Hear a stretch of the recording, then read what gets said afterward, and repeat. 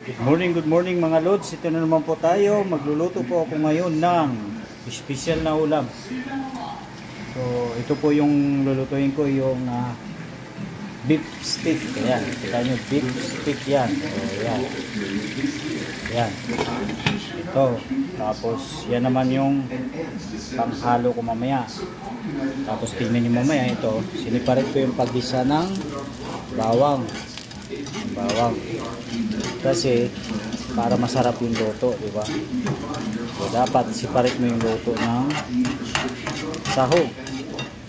So, di ba? Separate mo 'yon. So yan mga lods.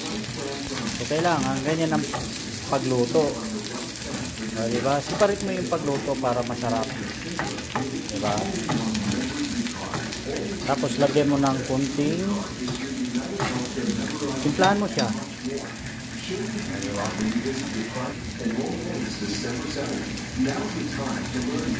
Yan, para sumarap siya, diba? Para sumarap po siya. So, yan ang technique dyan sa pagluluto ng masarap po na steak, diba? Kaya kita mo nag-brown na siya. Kasi ito, kita nyo naman, diba? Yan.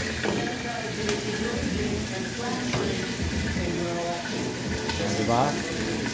Ganyan ang tamang pagluto, diba mga lods? Ayan. Ayan mga lods. So, diba namula-mula na siya? Ayan. Ganyan ang tamang pagluto ng steak. Masarap yan. Diba? Siyempre, kailangan anuhin natin yan. O, di ba?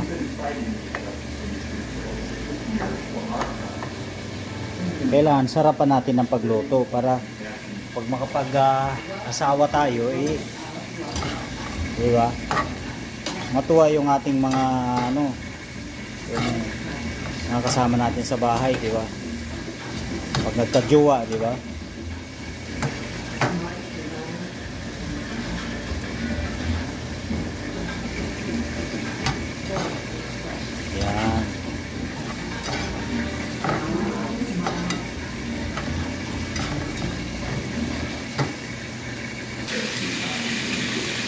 Ayan, di ba?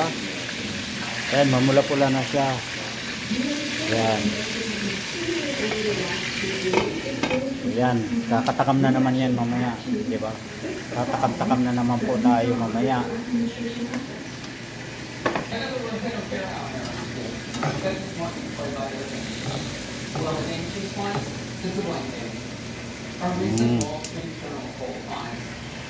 Faith in the American dream has cratered under this administration.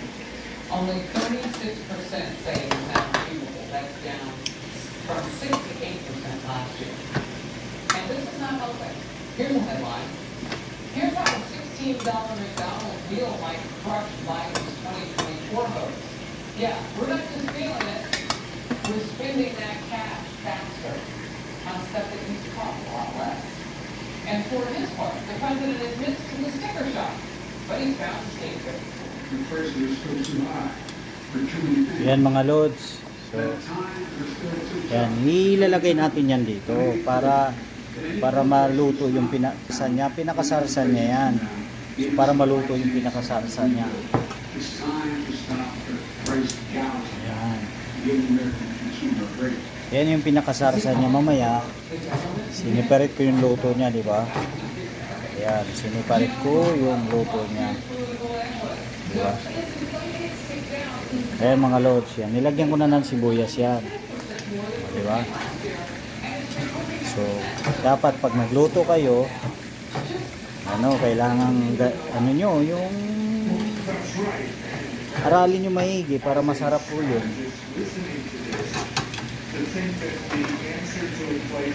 Yan, diba?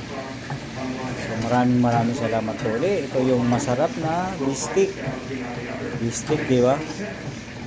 Beef stick ni Red. So maraming salamat po.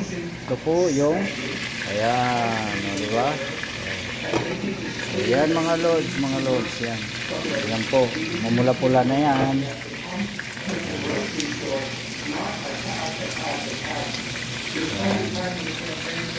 So, diba? So, maraming salamat po mga lods.